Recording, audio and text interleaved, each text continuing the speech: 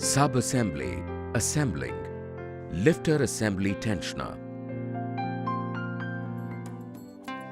Before installation, check the lifter assembly tensioner for its operation.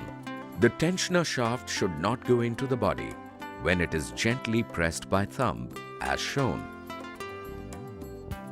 Using a stopper tool, turn the tensioner shaft clockwise. It should be pulled into the body. On releasing the stopper tool, the tensioner shaft should spring out. Never assemble the lifter assembly tensioner with the tensioner shaft in the fully released condition. It may cause cam chain noise or wear. Now install the lifter assembly tensioner with a new gasket on the cylinder as shown.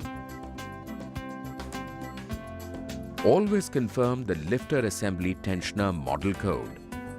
The model code for Hunk and CBZ Extreme is C and Achiever is A.